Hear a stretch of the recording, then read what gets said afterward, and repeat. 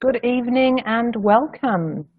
There's a few of you already jumped into the room. Hello, you're all faster than me, I think. Good evening, my name is Debbie Carberry and welcome to my relationship presentation this evening. I'm going to just take a few minutes to sort of let people filter in a little bit before we start talking about what's going to happen tonight.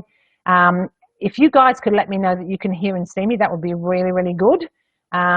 Always appreciate people letting me know that they can hear the audio and see the visuals, which would be really, really good if you can do that.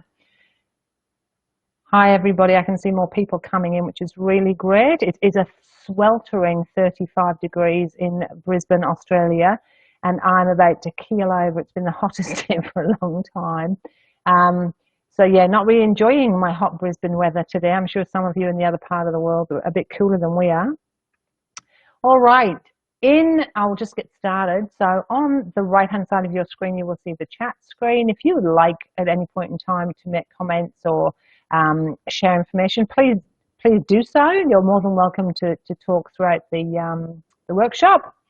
I absolutely love interaction. It makes me happy. So the more you talk to me, the happier I am. What I'm going to do tonight is talk about relationships and what I believe cause a lot of difficulties in relationships. That's what we're going to kind of focus on tonight. First of all, I guess I should tell you something about myself. I am a clinical social worker. I am, sorry about that, a bit ahead of myself. So I'm a clinical social worker, relationship coach and mentor, and I have a private practice in Brisbane, Australia. In addition to that, I own a wellness centre where I work with a number of really, really groovy allied health professionals where we try and do holistic health for people.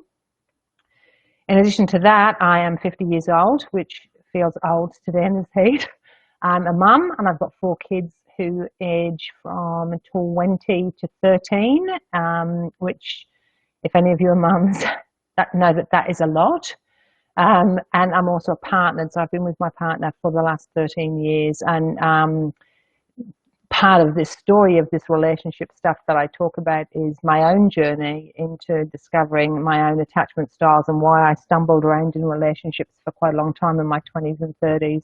It wasn't until I got into my 40s that I finally went, okay, I can see what's going on here.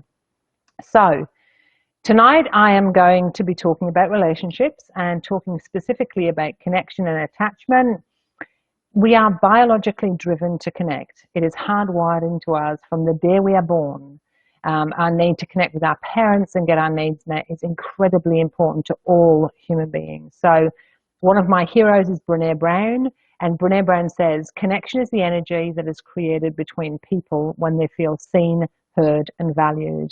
And I think from my point of view, the people who present in front of me, the couples and the women who present in my clinic, desperately want to be seen, heard, and valued, and oftentimes don't feel like that's happening in the way that they would particularly like it to happen. So connection is hardwired. We all are hardwired for it, all of us. And I guess it can be one of the biggest issues in our life if it's not working well. Statistically, most of us will be in a relationship during our lifetime. For many of us, that will be many, many relationships, not just one. When we are in relationship and it is working really well, we can feel appreciated, validated, loved, connected, and safe. They're all amazing ideas, right? So we want to feel like it is a safe space for us to be. However, wherever you are in the globe, I know here in Australia, 1 in 3 is the divorce rate in Australia. That doesn't even count for the relationships that break down outside of marriage. So for a lot of us, there is generally sometime in our lifetime we're going to experience a relationship breakdown, and that can be a really isolating, lonely, desperate, and overwhelming space where we just feel really challenged. And in my experience, I see people who feel that way, even if they're the person who's leaving the relationship. So it isn't necessarily that somebody has left you and you feel that way. For some people who leave relationships, they feel this way. So relationships have the capacity to really cause a lot of discomfort and upset for a lot of people. Some of the common problems that I hear from my clients and what I've learned over the years of being in practice are things like difficulties in communicating effectively, people not being able to resolve problems, and that's often described by people as this revolving door of problems where a problem will come up time and time again, and a fight will occur, but you just don't seem to get past it. It doesn't get resolved, and it just keeps coming up. For some people, the feelings of relationships being quite one-sided, that one person's doing an awful lot of the legwork when it comes to relationships. People who question their relationships, sometimes, we get into a relationship with ideas and ideals and they don't work out. And so for some people, that time and space of going, I don't really know if that's what I want or not. I'm not really sure if this is where I want to be, or should I stay here? For some people, it's, not getting your needs met and sitting back and thinking, but I really want things. I want certain things, whether it's connection, love, feeling that you are special. And if they're not happening, that can feel extremely painful.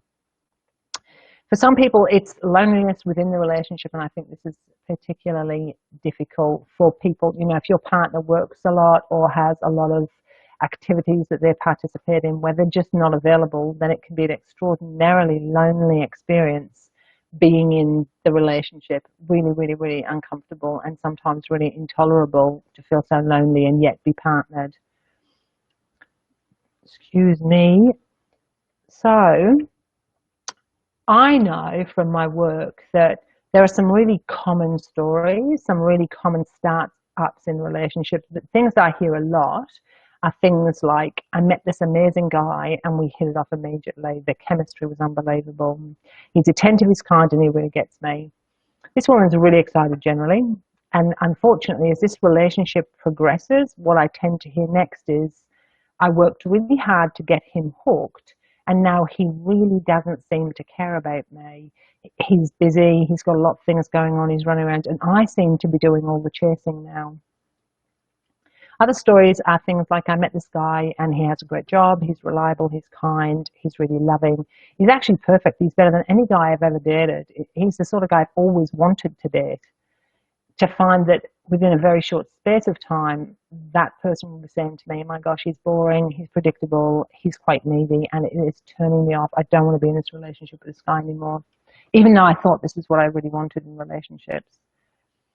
The next one might be, we met, and this is really common for a very specific type of attachment style, that we really met, we got close fast, we moved in together really quickly, and oftentimes that comes from somebody needs to relocate, or a lease runs out, or they get kicked out, and whatever the circumstance are, that they move in together really, really fast. What happens in that relationship oftentimes is one of the partners really starts to get uncomfortable quick because the intensity has grown too fast. And what happens is there's feelings that when the person is distant, when they're not home on time, if they've gone out to be with their friends, or if they want to stay somewhere for the night, this can really be a tailspin for the partner who's at home. So when their partner returns, that they've hankered and been distressed and worried because the partner isn't there. When the partner actually comes back, what happens is they lose it. They get angry, they get upset, they start yelling and shouting and being really, really beside themselves. And then the fear hits them. Oh my God, what if he breaks up with me? What am I going to do? It's a really painful, really challenging, really distressing space.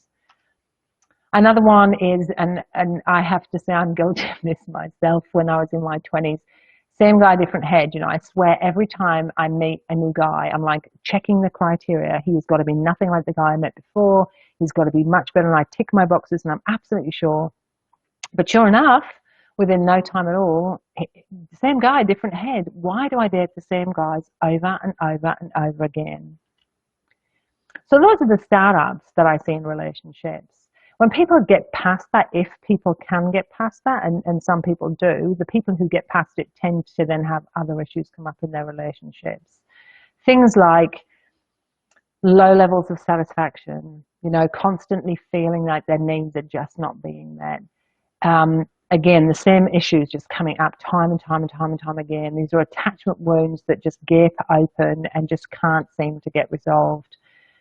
Feeling like one partner is just working so hard and the other partner is doing very little of the relationship work, which can feel frustrating, upsetting, overwhelming even. Also, that awful, uncomfortable space of feeling invisible in a relationship. And it can be agonizing to feel like your partner cannot see you. that I know women talk about the incredible discomfort of feeling invisible with their partners. The other thing, of course, for all of us is that we know we want to be seen and heard, we want to be valued. So feelings like being unloved or taken for granted can be extremely painful. So in the longer term relationships, these kind of things come up time and time again. So if the stories resonate, how do we, make sense of why this happens in relationship? We can't all be broken. There's got to be a reason why people seem to struggle so much, and we struggle with the same things over and over again. I was involved in an interview this morning with an Australian magazine called Juice Daily, and she said to me, why do people pick really bad partners? And I was like, well, they don't pick them. People aren't stupid. We're hardwired to do that. And I guess what this presentation is about, and what I talk about a lot, is we have this thing called attachment style, and from that attachment style are attachment wounds. And that actually causes significant problems for a lot of people in their intimate relationships. But I'm going to guess that none of you, silent ones out there that I can see, none of you, I can see you. Hello, Shana. I'm glad that you can hear and see me. Hi, Anja. I'm really glad that you can hear me too. You've got a picture, which is good. Okay. So, we're not sitting out thinking, let's make a mistake, let's stuff this up, let's cause pain, distress, and upset for us. We're not doing that. What we really want to do is we want to get a relationship that makes us happy. But this thing, this attachment style that none of us seem to know about, gets in the way, and we don't talk about it, which is distressing. I do therapeutically. I do every day. So what I discovered was people weren't really trying to choose bad relationships. People were only as needy as their unmet needs. And I think that's really important. When we have our needs met, we don't feel bad. When we don't have our needs met, we struggle a lot sometimes. So what I'm going to do tonight is I'm going to show you why you struggle so much in your relationships. And I'm going to tell you that you absolutely can get your needs met. I've worked with hundreds and hundreds of couples and women across many years, too many years really. And it can be fixed. But we tend to focus on the things that are not fixable rather than the stuff that's causing the problem. Okay, next slide for me. Let me move myself through here. Okay, so do we need to learn about attachment and our relationship capabilities? Well, you can absolutely bet that you do. If you don't know something, you cannot fix it. If you can't see it, you can't fix it. So I want tonight to show you your attachment style. I want you to understand your attachment style so that it's not invisible anymore, but you do understand it and you do get it, and you can see why it's causing havoc in your relationship. If any of you are parents, and if you are, please put your hand up if you're parents. Shana, the slides are blurry in the beginning. They're blurry because of internet connection, unfortunately. And I've actually pre-recorded some sections of this because of the blurriness, and that's unfortunately I can't do anything about it because of internet. I do have good, fast internet connection, but it's to do with other people's connection too. So part of this is pre-recorded, and you'll find, Shannon, that the slides are much clearer for that section of it. Okay, so what I was saying was that if you are a parent, this is particularly important. And the reason this is very important is because we learn our attachment style in the first 3 years of our life. So if you are a parent, this is a double excitement for you. I'm sure you're very excited. Part of it is that you will learn to manage your relationship with your partner, but you're also going to be able to show your children how to choose really healthy attachment styles so that when they go into relationships in adulthood, they're not going to be in so much pain themselves. So attachment is really exciting for me. I think it is really helpful, and it can really transform a lot of your relationships.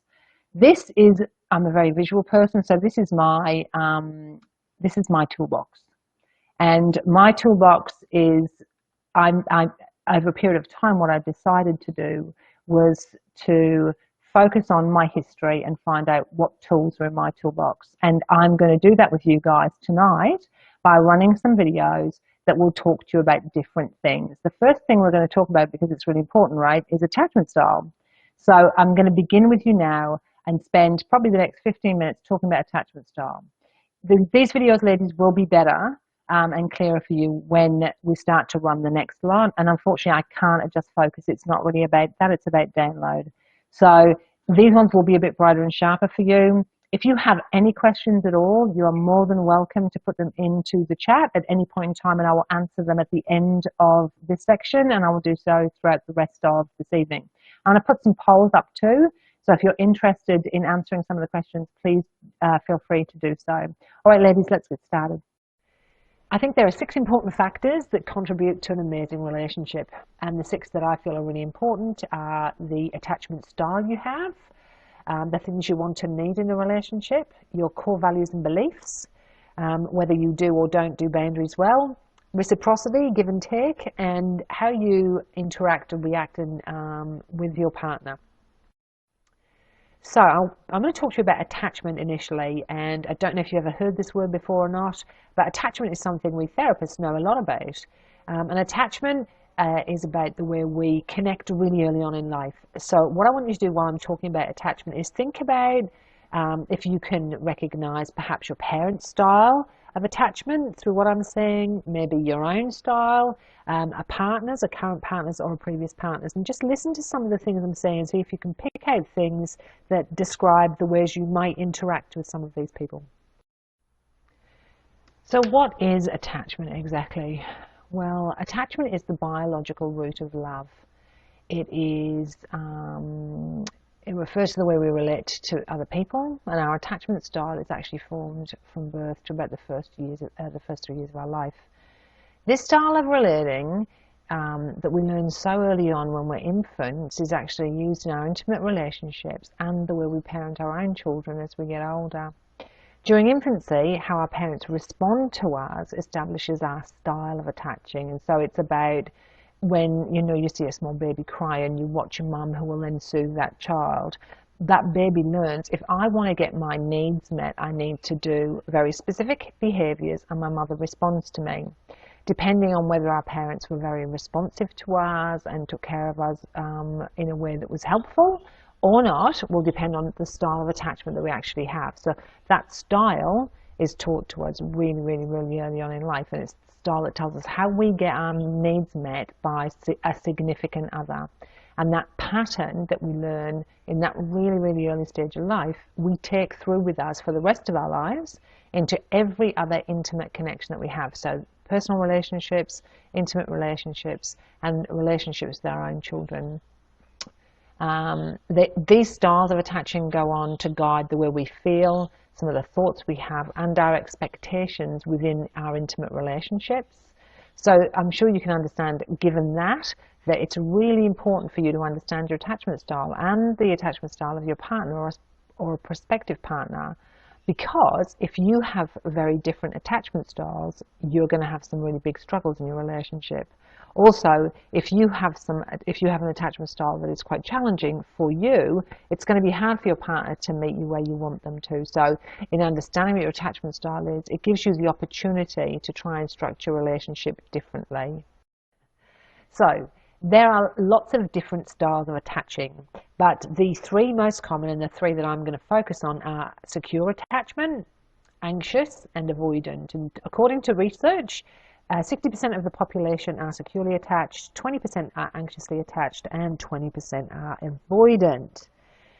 I have to say that in my clinical work, I don't see that, but then people don't generally come and see me when they have really good secure attachment styles because their relationships are going really well. So I see probably more anxiously attached individuals and some avoidant attached individuals in my clinical practice. All right, so what are the secure characteristics of an adult who has a secure attachment style? So they feel secure and connected to their partner, generally speaking. They allow themselves and their partner to have freedom within the relationship. They are able to offer support when their partner feels distressed and to receive support when they are feeling distressed. They go to their partner for comfort when they are troubled. The relationship tends to be honest, open, and equal, with both people feeling independent yet loving towards each other. They feel confident that their partners will be there for them when they need them, and they're open to depending on others and having others depend on them. Okay, so if we move into the next style, which is our anxious characteristics, and this really is a style that has a double-edged sword, so it's a really tricky style. So some of the characteristics include being suspicious and distrustful on one hand, but at the same time feeling clingy and needy, and sometimes even desperate on the other. There's a level of self-criticism and insecurity. Usually there's a strong belief that they're going to be rejected, and this can lead to lots of worry and not trusting people. They can assume the role of pursuer, especially if the other person is distancing. It can really make them quite frantic to pursue. There can be outbursts of anger followed by pleas for forgiveness and support, and usually that's about when they have an attachment wound. Oops, there's my phone. When they have an attachment wound, that will really agitate them and distress them, and so they can become quite angry, but then they feel really terrible afterwards. So it's a really painful kind of attachment style. Okay, avoidant characteristics in adults. These particular adults have a strong need for independence and self-sufficiency, and they are far more important to these people than intimacy is. They do enjoy closeness, but for a limited period of time. So when you see avoidant adults, they tend to they want and they need closeness, but it can feel really engulfing and overwhelming if it goes on for too long. So they try and get distance in between their connections. They can also work very hard to protect their freedom, so they delay commitment for as long as they possibly can. They do commit still, but it can be a much longer process. They can be hypervigilant about a partner's attempts to control them or to limit their autonomy and freedom. So any perception they have that their partner is trying to control them is really not, they don't enjoy it at all, and they're quite heightened, so they're watching for it all of the time. They can engage in distancing behaviours, so they can do very specific behaviours that will cause distance in a relationship, like flirting, making unilateral decisions, sometimes big decisions about the relationship without actually talking to the other person. They might completely ignore their partner, or they may quite openly and overtly dismiss their feelings and needs, which can feel very painful to the person on the receiving end. And they are more likely than other attachment styles to actually engage in casual sex. Okay, so some of the other issues that perhaps you need to think about when you're looking at your particular style of attachment are things like, how do you or your partner react to direct requests for closeness? First of all, do you actually make direct requests for closeness? But if you do, what happens? How do you feel about that? How does your partner feel about it? Do you or your partner try to meet each other's needs, or is there some defensiveness or some discomfort around requests for closeness or spending time together or meeting needs that you have? Do they accommodate you once and then they return to distancing behaviour? So they may say, yes, I'd love to spend tonight with you, and then you might not see them for another week.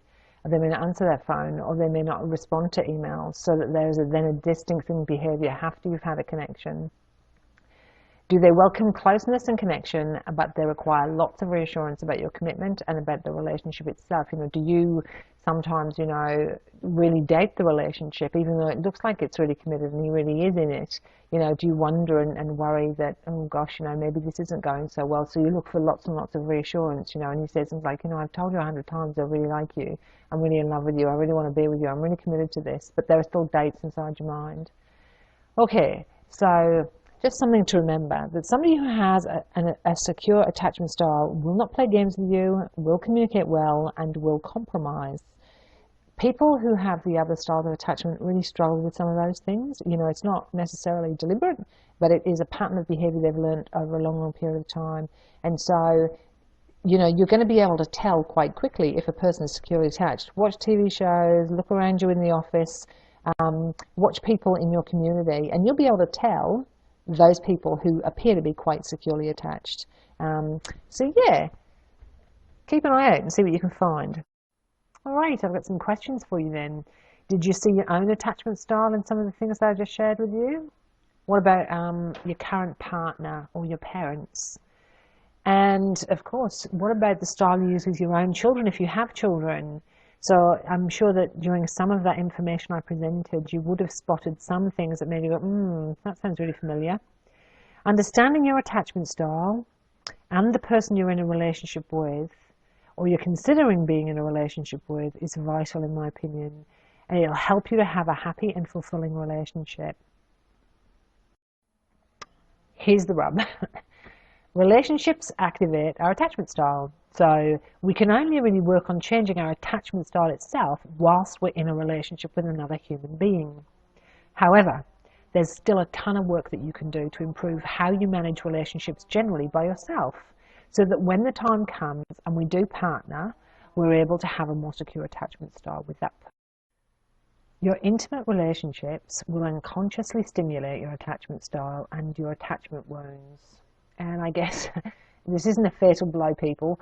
I guess whether you're in a current relationship with somebody and there are attachment problems within that relationship, this will highlight the section we've just done is going to highlight for you very specific things. It will explain to you behaviors that go on in that relationship. And when you know something, you can do something about it. It's when you don't know, you have no chance of changing anything. So I guess when it comes to attachment, if you are partnered currently, it's not the end of the world if you have attachment problems, because now you're aware of it. And what you can do is actually work on those attachment styles with your partner, discuss them, talk about them, change them up. I really strongly believe that relationships are about repairing the old stuff and fixing the old stuff. So if you're in a relationship, knowing this information is really helpful. If you're not currently partnered, it's still helpful, because when it comes to partnering again, you will have an awareness of who you're picking, why you're picking them. You'll be able to see why you're activated by certain things, why certain things are making you distressed, and then you can start working on changing that behavior. So, what can you do? Well, if you want to avoid relationships that hurt you because of your attachment style, some of the things you can do is you need to work on things like self-compassion and self-acceptance, which are nothing like self-esteem. I'm not a big believer of self-esteem. I don't think it's a good thing, but I do believe in self-compassion and self-acceptance. I think self-esteem is about comparing ourselves to other people and whether we're good enough or not good enough, whereas self-compassion and self-acceptance are literally that. They're about accepting that I am absolutely perfectly fine exactly as I am. I don't need to change who I am. I'm good enough. When I wake up and take an oxygen every single day, I'm good enough. And being kind to ourselves when we fail, because we all fail, we all make mistakes, we all fall over, we all make poor choices from time to time. So being compassionate and kind to ourselves is really, really important. Another thing I think that's really important is learning to communicate well and to be assertive in our communication style. And I think many women find that really, really challenging. But it is really important to be able to ask for what you want and need. That's really important. The other thing is to set boundaries, and for many people, especially if you have had issues in your history, it can be quite hard to set boundaries. So learning, what your boundaries are, how to articulate your boundaries, how to set boundaries, people, and what to do if people decide to ignore your boundaries, because sometimes people do, is really important. Okay, another thing that's really important is identifying, honouring and assertively expressing your emotional needs. Now, it's hard enough to say, let alone to do. But I think being able, if you know what you need and you can express what you need and you can honour it, then you have more likelihood of getting your emotional needs met. So that is also important. Risking being authentic and direct, I think, is really hard to do in our culture. Women particularly are fed the story of serving others and being kind to others. And I think, being authentic and direct about what you need and the vulnerability that comes with that is really important. The other thing is trying to play games or try to manipulate your partner's interest. And there's my phone again. Okay. So, don't play games. Don't manipulate it. I understand why some people feel that they need to do that, but it's really important if you can learn other strategies that are more helpful and more likely to get you the things that you actually want and need. And finally, stop reacting. Oh, so easy to do. Not really. And learn to resolve your conflicts and detach from your partner's stuff. And I guess detaching is an interesting word. But I think being able to stand back objectively and have the space between what is quite a strong emotional response to something and your actual response can help you get where you need to go. And I think learning to do that is really helpful in relationships and really can make relationships really fulfilling. So there's some strategies around attachment and around how you manage attachment.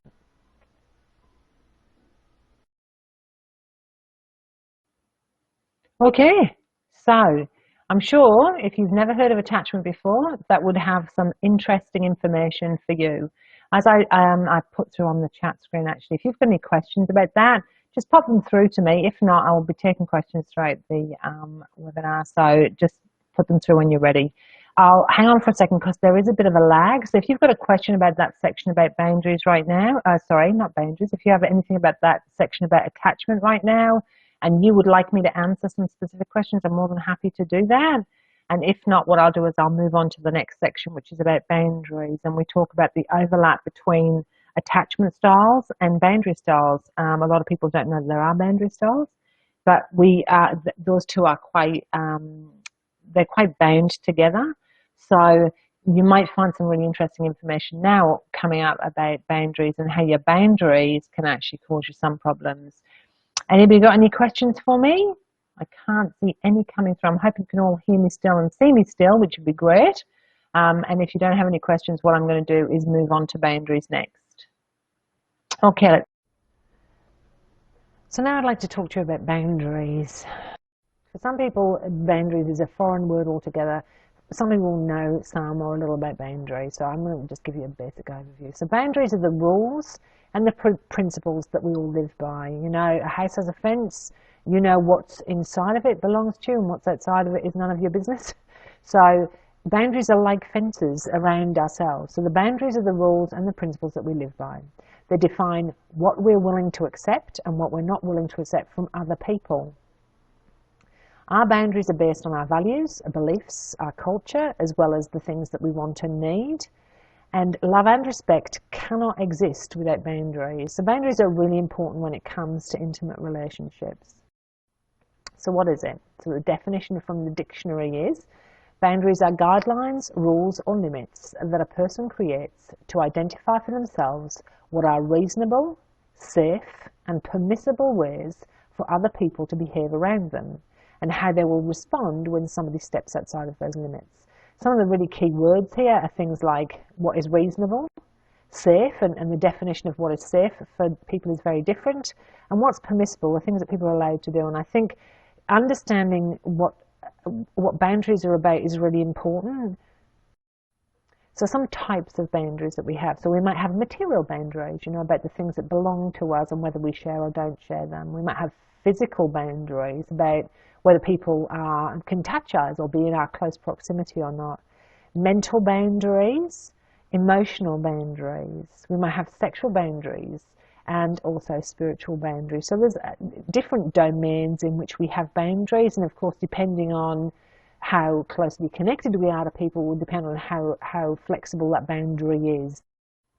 So generally speaking, linking back to the earlier conversation about attachment, I look at what are the general types of boundaries that people have. So we have, of course, healthy boundaries, which are the boundaries that serve us well and meet the definition I just gave you. Collapse boundaries, which are literally that, fallen over fences, and rigid boundaries that are like great big fortresses and you can't get into them. So some indicators that you are struggling to set boundaries are things like you find it hard to say no to people. I can see you all nodding. You put other people's needs and feelings before your own. There's no balance of power in your relationship. Somebody has all of it and somebody has none of it. You might absorb the feelings of others, and that's an interesting concept. I don't know if you've ever walked into a room and somebody's been in a really dark mood, and you can feel your own shifting. Then that's the sort of thing I'm talking about, is that your feelings actually change when you're with other people. You compromise your own values and beliefs in order to please other people or to avoid conflict in your relationship. So what do healthy boundaries actually look like? Well, people with healthy boundaries have a strong sense of identity. They know who they are. They respect themselves. They actually expect reciprocity in relationships. They actually expect it. So they understand that when they're in a relationship, people will give and take. They share the responsibility and power so that both partners in the relationship feel like they have a voice. They know when a problem is theirs and when it's not, which is good because sometimes people can take on problems that have nothing to do with them. They share personal information slowly in new relationships, which is really healthy. they don't tolerate abuse or disrespect. So they would disengage if people are abusive or disrespectful to them. They know their own wants and needs and feelings and can share them and ask them to be met, which I think is massive. It's so important to be able to actually know what they are and then to be able to share them with other people and ask other people to meet their needs. It's really, really important. Okay, so what does a collapsed boundary look like? Well, a collapsed boundary means that you can take on other people's problems as if they are your own, you know, that need to rescue people. You might have your wants and needs and your feelings determined by other people rather than yourself. You may feel responsible for other people's happiness and fulfillment, and you might absorb the feelings of other people. You might allow other people to actually define your limits for you, which can be a bit scary, because if people have different sets of values and beliefs to you, the limits could put you in very uncomfortable spaces. Or you might try to define limits for other people. You may want to control the way they do stuff, and so you set limits for them. With rigid boundaries, we tend to avoid intimacy by picking fights and staying really busy. There might be quite strong fears about abandonment, but also engulfment, that overwhelming feeling of people sort of consuming you almost. And so you might avoid closeness with people. You might rarely share your personal information. Have difficulty identifying wants, needs, and feelings.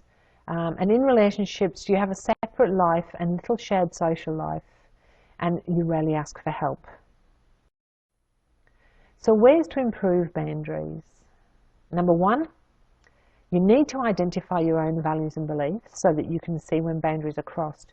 You know, I don't know how many times in my clinic I ask people, you know, what are your values and beliefs? And people know they have them. They're absolutely certain they have them, but they have no idea what they are. They're not explicit. And I think one of the first things if you're going to have good boundaries, is you actually need to really understand what your personal values and beliefs are. And sometimes that means sitting down with a pen and paper and working it out so that you can tell, you know, and people will give you clues, because when you get cranky about something, it means somebody has crossed one of your values and beliefs, generally speaking. So, you know, if you get quite cranky about something, stop for a minute and think about what's happened just now that made this happen to me, because it's generally a value or belief that's been banged up against.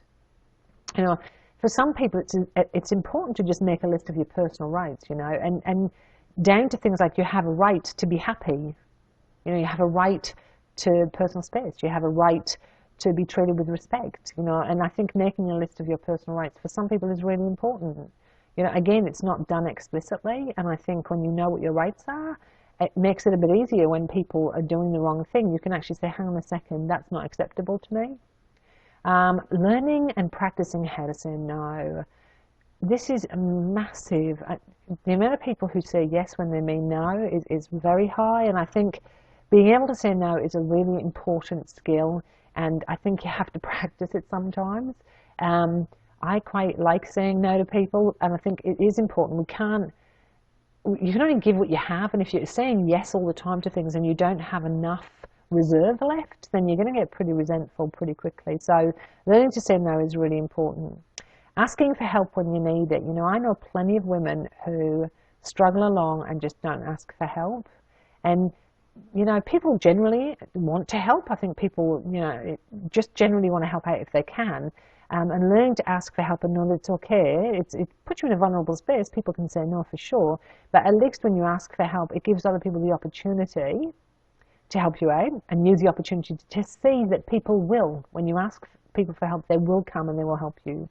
Also make sure that you only give as much as you receive, and it's not equal, of course it's not, but I think, you know, it's good to keep an eye on how much you're giving and how much you're receiving, and try and remember that, you know, if you're giving most and the other person is receiving most, that's going to cause you problems in the not too distant future. So try and keep those, you know, aligned for most of the time. Okay, so while I was running through boundaries, there's quite a few questions around attachment. So I'm going to answer all of your questions now. Whilst I'm doing this, hopefully what will happen is if you've got any questions about boundaries, they'll come up before I move on to the next section. So one at a time, I'll go through them. Okay, so Sean, you said, how do you detach from your partner's stuff? And that is a really good question. I actually deal with detachment in program that I run. Detachment is an interesting word. Detachment isn't being cold and disconnected, but it is a way of being self-protective, and it's about learning strategies that help you to not have that person's stuff impact you as much.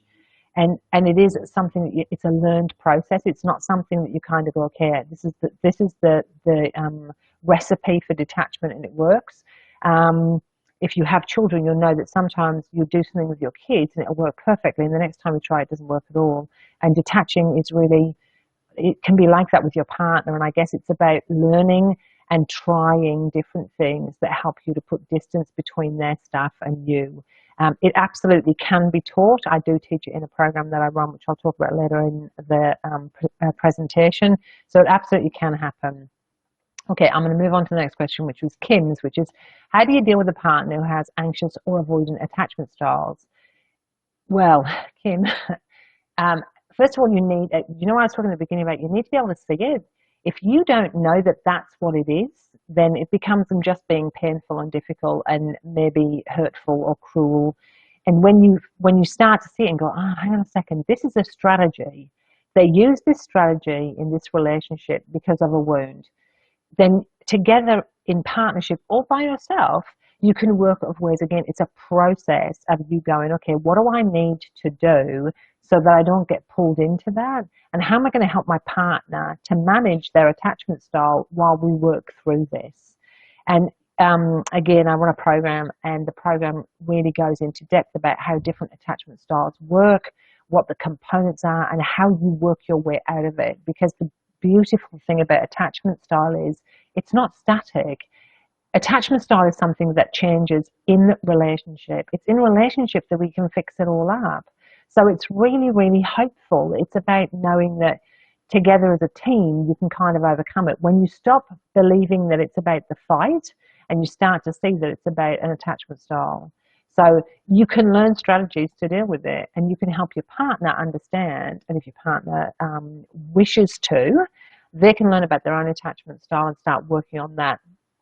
Anxious attachment and avoidant attachment styles are very different, and so the strategies needed are really quite they're really quite different for each person. If that answers your questions, that's great. If not, just pop something in the chat for me. Okay, so Shani, you went on and asked me, is it really possible not to absorb or experience in some way other people's feelings? Well, if it is, I would be out of a job. No, of course we do.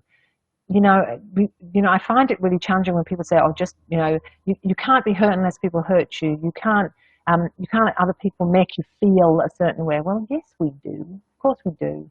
But we can learn ways of being able to understand it and to take care of ourselves better, so that when we experience somebody else's stuff, it doesn't sink into our bones. We can experience it and go, "Okay, and I'm still all right. I'm still okay. I'm still good enough. I'm still okay." But that, again, is something you need to learn. And we can't control people. People can do whatever they want, and we can't control that. But we can learn processes that absolutely help us to manage when the stuff comes up. If you have any more questions about attachment, if you wanted to add something before I move on, please do so now. The questions are great. I really love when I do a webinar and people are actually asking me questions. Sometimes I have very quiet ones, and I'm used to doing face-to-face work, so it can be really awful for me to sit here talking to my computer screen and not see any faces and not see any of you. So I absolutely love it when you ask questions. The next part that I'm going to move on to is a thing called reciprocity, and it's about give and take in relationships, and it's about how we do that and how we can get it really wrong, and it can really cause a lot of problems in our relationships. So we're going to move on to that now. And now we're going to talk about reciprocity in relationships, and that's the give and take of relationships. For reciprocity to take place, there needs to be a sense of balance of power within the relationship. Both people need to feel like they have a voice. Both need to feel like there's a level of cooperation. So the two people work together to try and make the relationship work. There has to be a willingness for interdependence, or an ability to depend on the other person. That requires a level of vulnerability, because if you're depending on somebody, you know, you're putting yourself in their hands in the hope that they will do the right thing by you.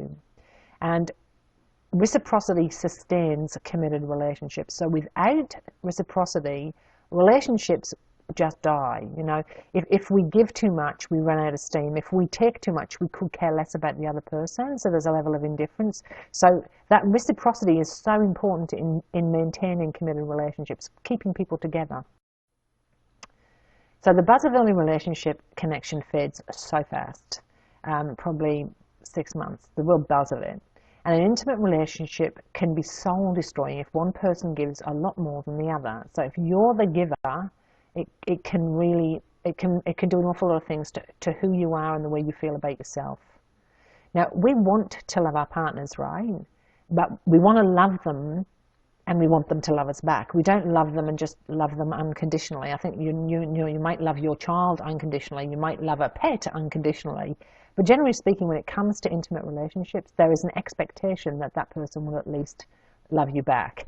So without reciprocity, there is no balance of responsibility. Attentiveness is gone, care is gone, and love is gone, you know. So for us to have those things in our relationship, there's got to be a level of receiving that back to keep us going.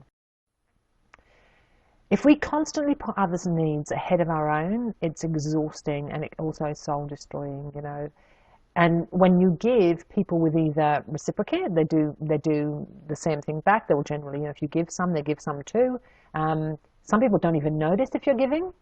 So you could be giving until you are hemorrhaging and they don't even notice that. You can give to some people and they completely ignore it. So they don't even see. Or they see and they don't care, you know, so they just ignore your giving. And there is another bunch again who just feel entitled. So when you give, it's kind of like, well, I expect that from you, you know, of course you're going to give it to me. You know you're giving too much when you go above and beyond. You know, sometimes when people haven't even asked for it, right? So somebody might have asked you to do, you know, if you're unfortunate enough to be a parent like me and the school wants you to help at a fete and they say, oh, can you man the stall for an hour? So some people go, yes, sure, and they'll beg for the stall, they'll do all the money tags for the stall, they'll man the stall for the entire day, it will completely disrupt their weekend. You know, it's giving way too much, so going above and beyond. Some people have a desperate need to rescue other people. So giving is about actually fulfilling a personal need. You know, the rescuing, it makes you feel good. You know, I'm saving this person, I'm helping this person, I'm there to just give them something. But maybe they didn't ask for it. And they may resent the hell out of you for doing it too. Maybe you feel like a person would be lost without you. And I can recall periods of time in my history as a young woman, you know, thinking like, you know, if I wasn't in this relationship, what would he do? You know, well, he'd probably just grow up and be able to manage things on his own. So that feeling of, without me, this person would be absolutely lost, is when you're giving too much. And when giving defines how good enough you are by what you do for other people, you know. So when you're an overgiver, you go, well, I'm a good person because I do X, Y, and Z. So defining your own level of being good enough is based on what you do. And that's a really, really hard road to mow, because the bottom line is, you know, you can give an awful lot to an awful lot of people, and we have a small amount, and when that's empty, it's gone. And I'll bet you there are people listening right now who have given to the point of exhaustion, overwhelm, high levels of stress and anxiety. You know, when you just give way too much, way too much. So over-giving actually begins from the space of I'm not good enough. So that story in the head that starts off with I'm just not good enough. So giving becomes an extension of my worth, you know. If I'm giving and I'm giving and I'm giving, then I'm a good person, right? So if you're an overgiver, it's about looking internally and going, what is it about me that I feel isn't worthy? Because you are worth it. You are. You don't have to overgive to be worthy. So how do you stop overgiving? All right. Well, some of the things I've talked about, you know, you set some boundaries, you know, you set some boundaries that help you know what you accept and what you don't accept, how much you're willing to give out, or what you expect in return. Knowing what your boundaries are is a really good starting point. The next one is focusing on self-care, you know. There's that phone again. And self-care can be a really foreign idea for a lot of women, you know. A lot of women will say, oh, no, I don't want to be selfish. But self-care is about knowing that you are just, you know, you have a certain amount within you, and you know, if you give, you're going to be empty. Self-care is about filling up and restoring and re-energizing and feeling better. So, you know, part of my self-care, I have a massage at least once every fortnight. I try to meet up with girlfriends. I can't do it. I've got 4 children and businesses and things. So I'd love to be able to do it weekly, but it's not possible. But I try and meet up with my girlfriends on a regular basis without my kids and my hubby. I spend time on my own. And that might be time where I'm not necessarily meditating, but I'm doing some calm breathing activities. I spend time every single day exercising, because that's good for me, and it makes me feel better, and it helps me manage my stress. So having a self-care plan is really important and really is helpful. I don't know if any of you can hear the noises behind me. There are fire engines and ambulances. What a racket. I'm hoping you can't hear it. So discovering your own needs and finding ways to have them met, and I guess writing down a list of the things that you need, you know. I need silence. I have a very noisy family, and I need silence in my day.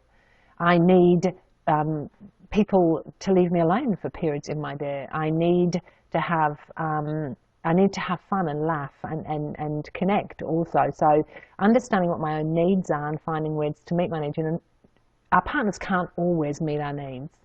You know, our friends can't always meet our needs. But if you have an understanding of what your needs are, some people will meet some of them, you know, and your partner will meet, hopefully, a number of them. But if you understand what they are, you can at least find ways of getting your needs met, you know. It's really important when you're an overgiver to be really mindful that if you are trying to rescue somebody, if you're doing something for them that they're absolutely able to do for themselves, that is really damaging to you and to them. So if you are going to rescue people, know that it's not going to end well. You know, it's good for you to take care of yourself, and it's good to allow other people to manage their lives so that they are able to do what they need to do to live their lives happy and well. If you've read the ebook that I sent out earlier, the 7 questions every woman should ask herself, you'll note in there is a little section, and it asks people to keep a written record for a whole week about all the things that they do for their partner. And then list all the things their partner do for them. And you can use it with your partner or not. You can use it. You can do it with your colleagues at work, your children, your partner, your parents. But when you list down, and I'm not talking tiny things, but I'm talking about the things you do for another human being, and you look at it as a spreadsheet at the end of your week, and you look, and if one side is heavy with the things you have done for other human beings, and the other side is really tiny, then that's not good. There has to be a level of balance, you know. I think, you know, in our society now, we've lost the capacity to be self-focused. So at the top of the pyramid is me and my needs to take care of myself, feel fulfilled, feel happy, feel passionate. And then for me, the next thing is my relationship with my partner, then my children, and then the rest of my life. And I think we have to be at the top of the pile, and I think women really struggle to do that. But I think it's really important, you know.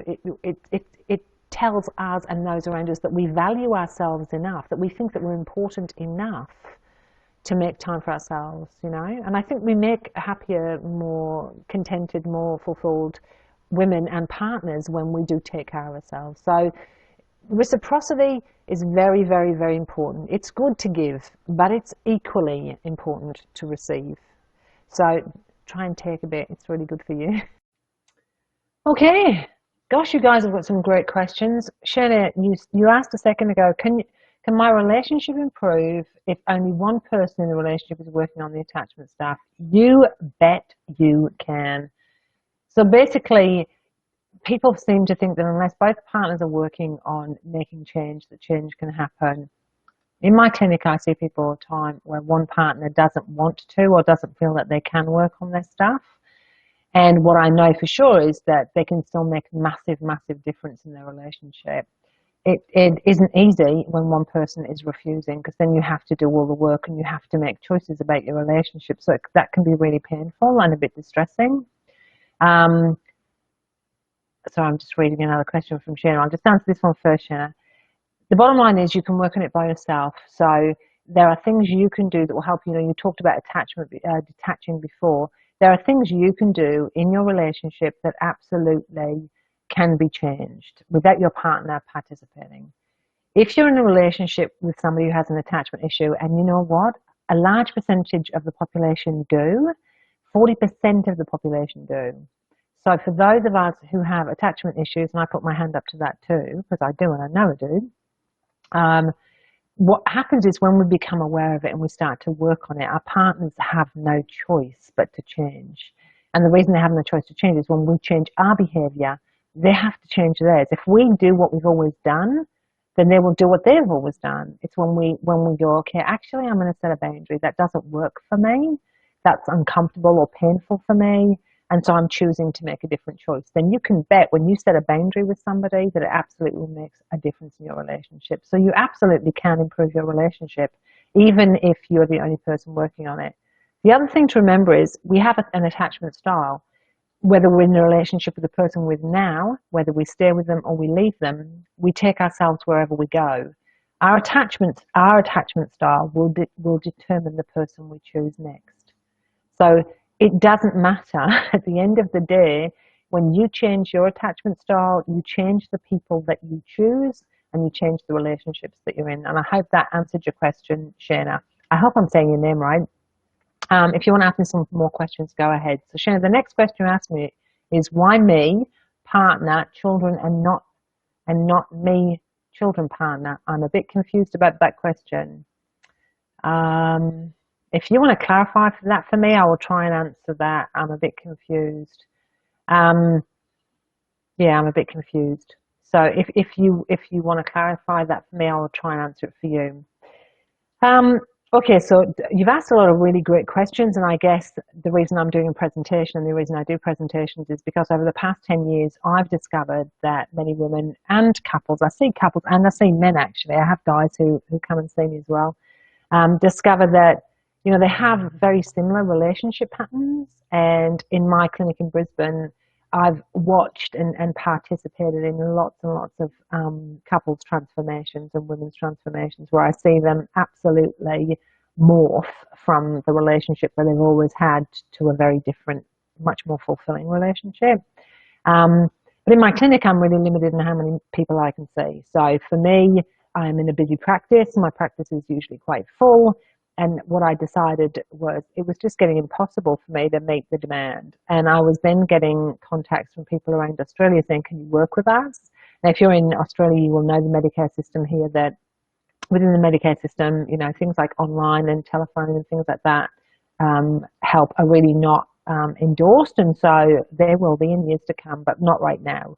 So I couldn't help people outside of my demographic. And I decided last year, because I think I'm possibly insane, that what I would do would be to write a program that talked about all the things that we're talking about, attachment and all those sorts of things, attachment boundaries, wants and needs, values, all sorts of things that are the core parts of all the things that I see that relationships come unstuck in. And then I decided what I would do is I would write this program called Rewiring Your Brain for Better Relationships. And it's about all sorts of relationships with your partner, relationships with your children, relationships with your family of origin. And I wanted to bring that in an electronic space. So it was available to people 24/7, didn't have to make appointments, didn't have to come into the clinic, and that's what I've done. Shirley, you got back to my question. Thank you. You were mentioning that we need to look after me, then our partner, our children. I'm just wondering why the partner comes before the children. I'll tell you why. We're a child-centric society. And so what happens is we need to take care of ourselves first. When you get in an airplane, they say, if we crash, put your mask on first so that you can help other people. So that's the first thing. The second thing is if we do not provide our children with the best example of a loving relationship, and the only way they can see that is the way we interact with our partner, then we rob our children of the possibility of having a good attachment style. In addition to that, Every interaction you have with your partner shows them this is what a loving relationship looks like. This is what love looks like. This is what connection looks like. This is what trust and honesty and all of those really core values that you want your children to have. You have to actually show them that. Words mean nothing. It's the way we do our relationships. And of course, as I said at the beginning, you know, our divorce rates are high. Our separation rates are really high. If we take care of ourselves first, which is, for women, that's really challenging. And I've got some Mother's Day stuff coming up in the next couple of months, which is going to make everybody cry about how we take care of ourselves, or we don't, ladies. But we take care of ourselves first, then we take care of the partnership second, and then we give the rest to our kids. And you know what? It's in those two relationships, you know, when you care about yourself and you take care of yourself, the message you give to your kids is it's really important. You're important. Look at me demonstrate to you how important I am in my own life, so that you'll know that you're important too. You know, I watch women who work themselves into the ground, who don't make time and energy and effort for themselves, who struggle to take time out, who struggle to say no, who struggle to put boundaries in place, and they're exhausted and empty and tired and overwhelmed. And I don't think that's what we want for our kids. And if we don't have for our kids, the only way to stop us doing that is to stop doing it, which is really, really hard. But it is, the pyramid is actually yourself first, the relationship next, and then your children. And that's the best gift you can give your kids, to demonstrate to them every single day what a loving, connected, intimate relationship really does look like. I hope that answers your question, Shana. What I'd like to do right now is actually talk to you about my program, which is I think it is brilliant, and I would say that, of course, because it's mine, but it tells you what it covers. So if you just give me a few minutes and I'll talk through how my program works. Okay, so I just want to take a few minutes to actually run through my online program, which is Rewiring Your Brain for Better Relationships, and it is a 6-week online relationship program. It's all based on the internet. You can actually come online and do all of the work online with me. It's open for enrolments currently, and it actually is closing enrolments late in about the 21st of February, and then the course begins on the 22nd of February. Once the course opens and we start the course, I actually close it down. There are no new people who can sign up for the course at that time, and you'd have to wait for the next enrolment to happen. So I'm just going to run through what's the content of each week for you so you can get an understanding of what we'll be learning. I'll just break it down a little bit more for you about what the content is about in each week. So in week 1, we will take an in-depth look into the 3 most common attachment styles, which we covered briefly earlier in the webinar. And I'm going to help you to discover your own style of attachment, as well as explore how attachment styles play out in your relationships. I'm going to help you to identify the attachment styles of partners or prospective partners, so you're able to see where there might be clashes. And I'm going to give you some specific activities to complete that will help you to begin changing your own attachment style. And what I mean by that is becoming aware of things that get in the way and finding new ways of behaving to get yourself out of behaving in that particular kind of. Week 2, we look at your wants and needs, and we look at how you communicate.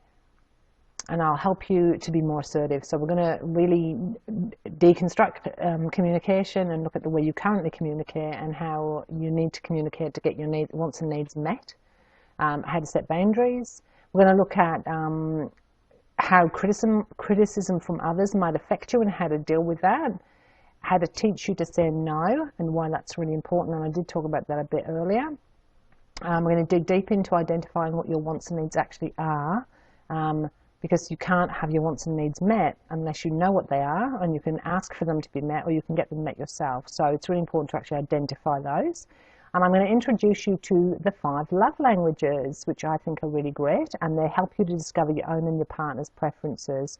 And you know, if we speak a different language to our partner, we're going to get in trouble because, you know, if I can only hear French and you're speaking in German, it's not going to be helpful for me. So understanding your partner's love language and your own love language helps you to get your needs met. We'll go in week 3 onto values and beliefs, and I'm going to help you look at the core values. There's ones that were established really, really, really early on in life, and look at those. And we're going to look at how they impact on your relationships today. In addition to that, I'm going to explain what happens when you choose to ignore your core values and beliefs in a relationship, and the consequences can be quite awful if you're not aligned with your own values. In week 4, we're going to work on boundaries, and I'm going to raise your awareness about what boundaries are and how they can impact on your relationship, the domains, which I briefly mentioned earlier, and specific boundary types, the 3 types we looked at, but in a lot more detail.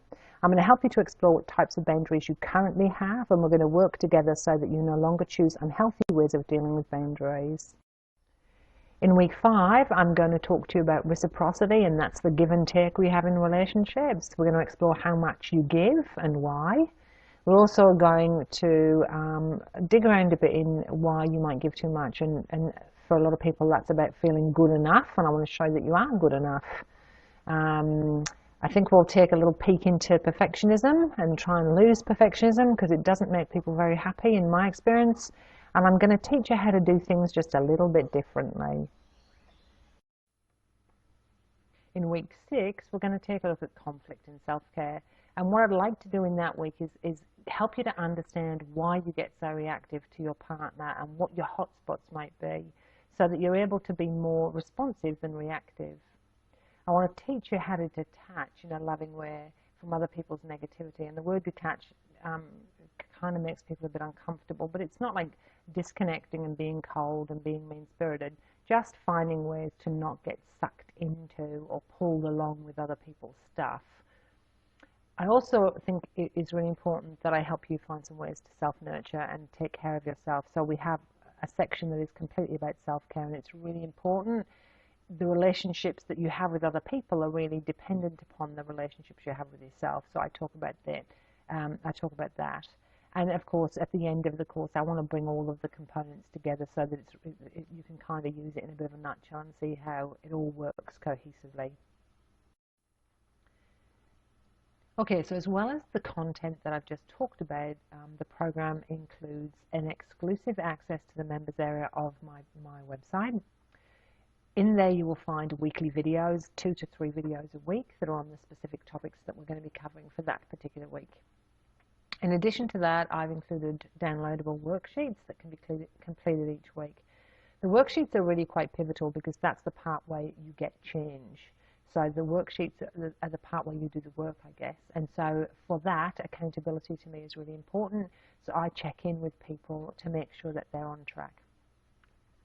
In addition to that, there is a reflective journal to sort of keep with you during the program, so that you can kind of look at where you've come from, things that might have changed for you through the program, things that are highlighted for you through the program.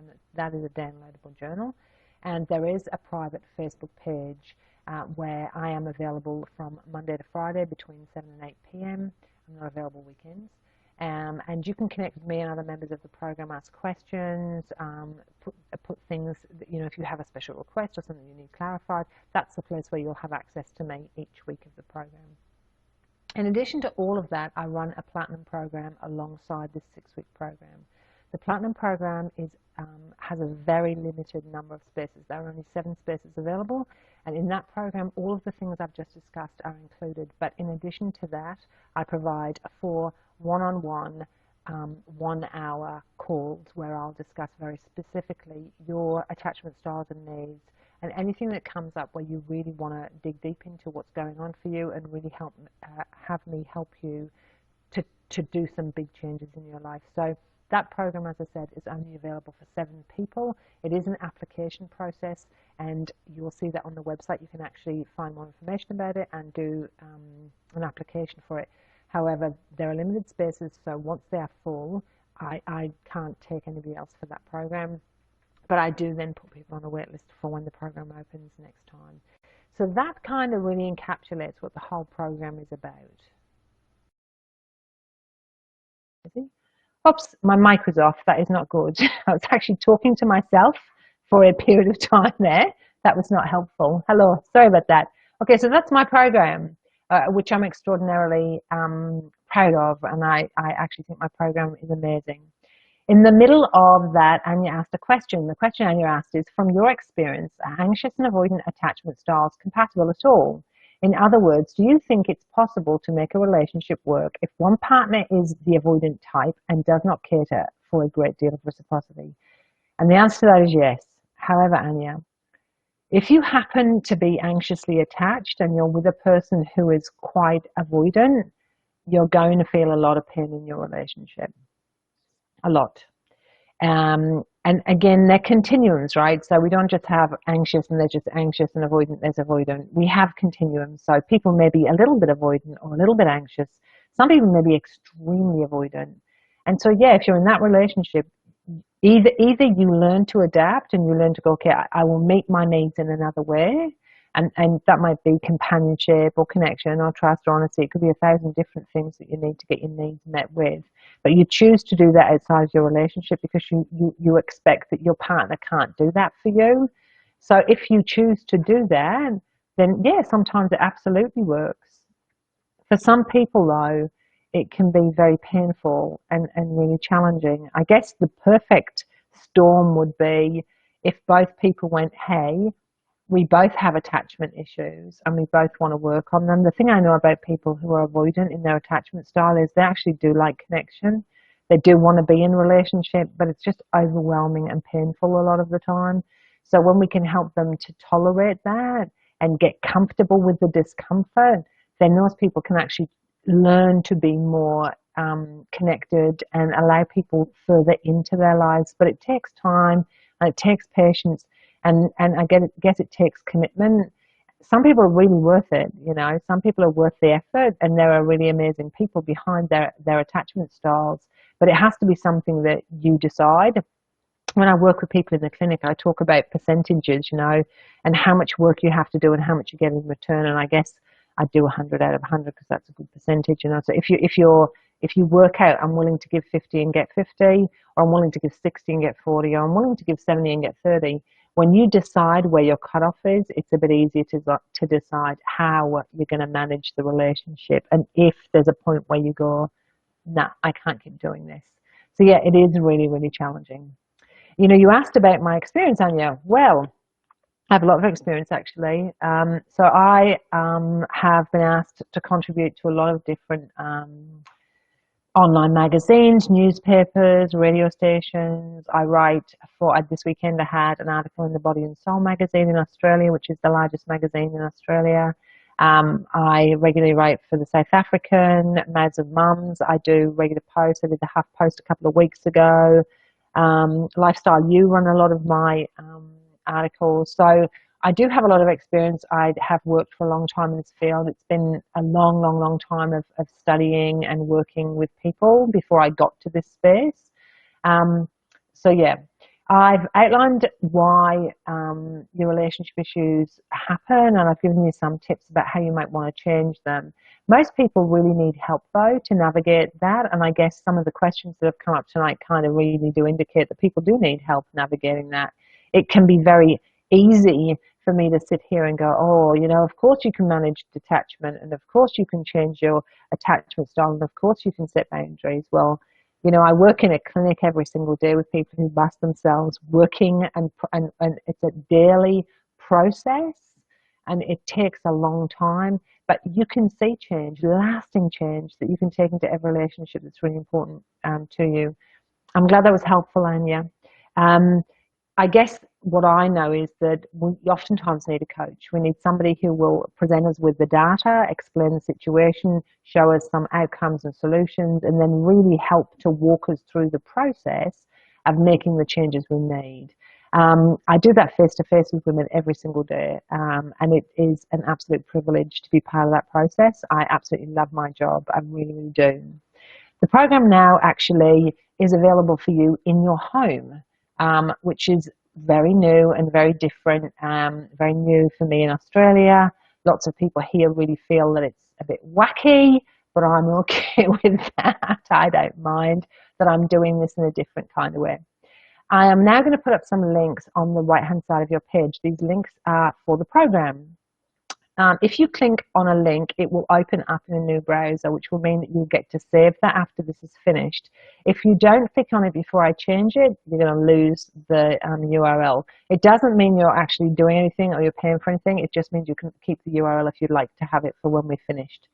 So basically, the offer today for the webinar is a one-off payment of $697. It's a 6-week course. You have access to me on the Facebook page Monday to Friday between 7 a.m. and 8 p.m., which I'm telling you is far more than I give my clients.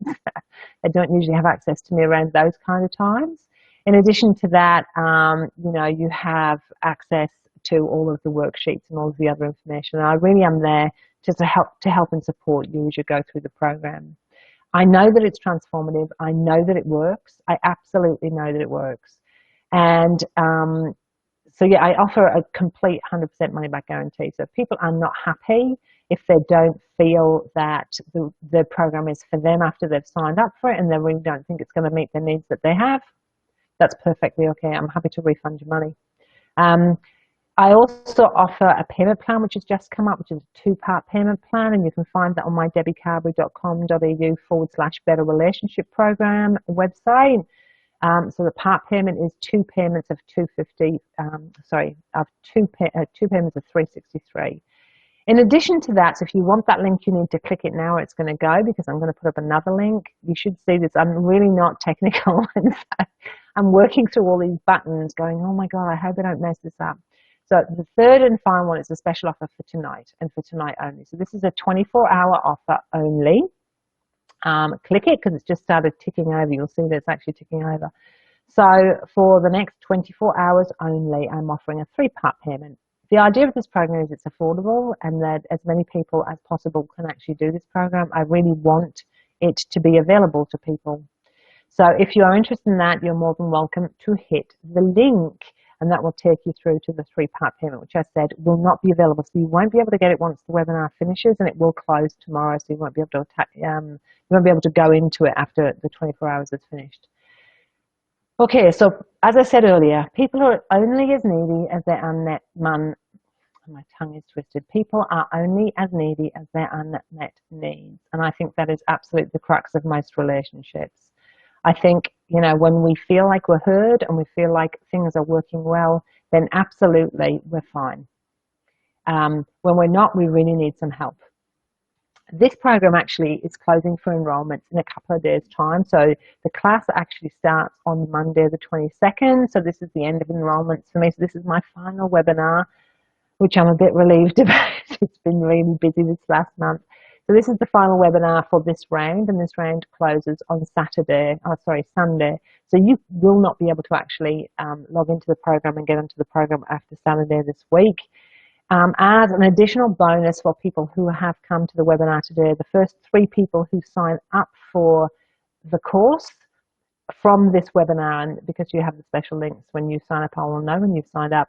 If you sign up from this webinar, then I will also be offering the first 3 people who sign up a one-on-one private conversation with me about their relationship, where they're at, what they need, and that will be in addition to doing the program. So that will just be a very private discussion with me where I can actually assist you on your very specific wants and needs, and I usually do that by Skype if you're out of Australia. Sometimes in Australia, if you prefer, I can do by telephone, and if you're very close to me, you can come into my clinic and do it if you want. Okay, so if there are any more questions, please pop them up now. If you don't have any questions, that's okay too. I really hope that you have enjoyed tonight's presentation. Like I said, you can go to debbiecarberry.com.au/better relationships program, and there's lots and lots and lots of information about the program there. You, of course, can use any of the links that I put up tonight if you would like to go ahead and do the program. The program is run usually 4 times a year, and when you have signed up for it the first time, you have access to it for a 12-month period. So each time it's opened in the 12-month period, you get to come back in. And part of the reason I do that is because this kind of work is a process. It's something that we don't kind of do and it's over. We learn a little bit and we have a bit of breathing space, and then we learn some more. So if you are interested in that, please go ahead and have a look on my website. If you've got any questions for me, please go ahead and ask them now. And I'm going to actually pull the pin in a minute and say goodnight to everybody. So if you have any more questions, I'll wait around for a few more minutes.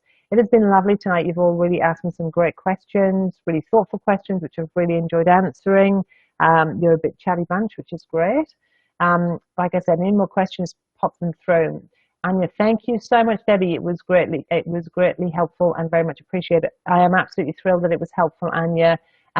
You're part of my list now, so you'll get regular articles and things from me if you're interested in them. And of course, if you're not, you can just opt out of that.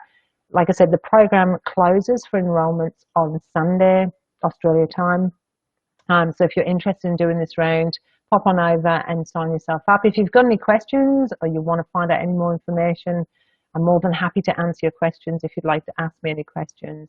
If not, I'm going to go. It's now getting late in Australia, so I'm going to go and spend a bit of time with my family towards the end of my evening. Thank you so much for coming, everybody. I really hope you got something out of this, and I hope to see you all maybe in my program. Thank you very much. Good night.